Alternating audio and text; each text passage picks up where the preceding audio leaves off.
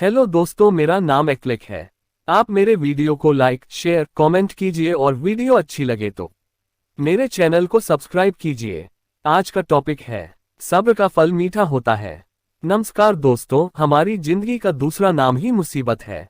हमारे जीवन में मुसीबतें आती ही रहती है। कोई इन मुसीबतों से हार मान लेता है तो कोई इसका डटकर सामना करता है। बहुत से लोग इन मुसीबतों से टूट जाते हैं और उन्हें ऐसे मोटिवेशन की जरूरत पड़ती है जिसके कारण वह इन मुसीबतों का बिना किसी डर से सामना करे सके। आज हम यहाँ पर motivational story in Hindi for students share कर रहे हैं। इन मोटिवेशनल स्टोरी से आपके जीवन में कुछ नया करने का जोश जागेगा। इन मोटिवेशनल कहानी से जीवन में बहुत कुछ करने की प्रेरणा मिलेगी। हमने यहाँ पर जो मोटिवेशनल कहानी इन हिंदी शेयर की है, ये मोटिवेशन स्टोरी है तो छोटी, लेकिन इन छोटी सी कहानियों के पीछे बड़ी सीख छिपी हुई है जिसे हमें अपने जीवन में जरूर उतारना चाहिए। तो आइए जानते हैं हमारे जीवन को प्रेरणा से भर देने वाली जीवन आधारित मोटिवेशनल कहानी। सब्र का फल मीठा होता है। आपने इस मुहावरे को जरूर सुना होगा। चलिए आज हम इस कहानी से जानते हैं कि इसका मतलब क्या होता है।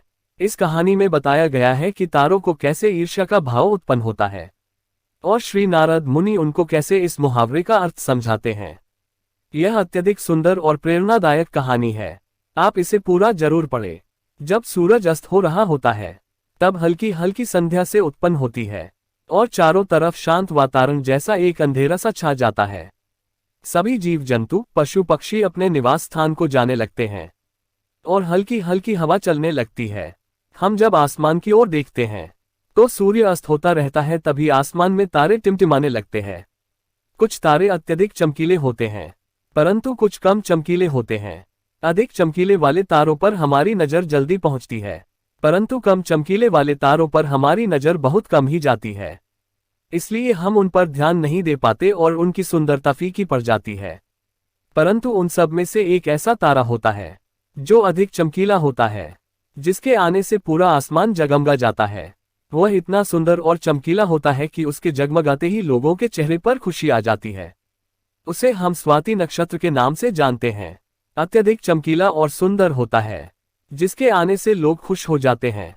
इसीलिए बाकी के नक्षत्र स्वाति नक्षत्र से ईर्ष्या करते हैं और अपनी इस ईर्ष्या की कथा को श्री नारद मुनि को बताते हैं।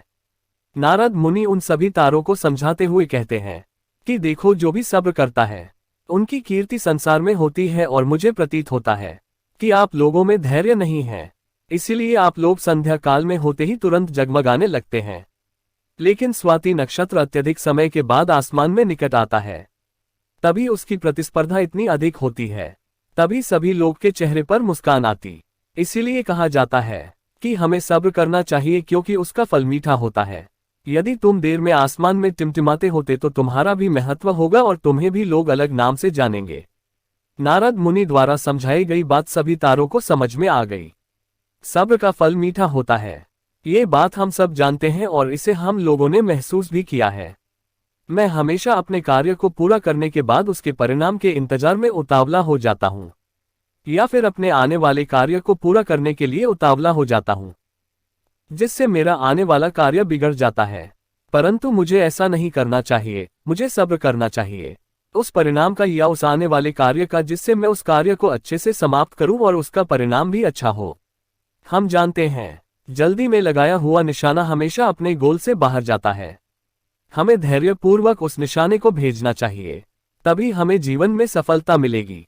हमें किसी भी कार्य को धैर्यपूर्वक करना चाहिए, तभी सफलता के दरवाजे खुलते हैं। धैर्य ही ऐसा शस्त्र है जो विकट परिस्थितियों में मनुष्य के मस्तिष्क का संतुलन बनाए रख सकता है और उसको आगे आने वाली चुनौतियों को से निपटने के लिए नए मार्ग को बतला सकता है।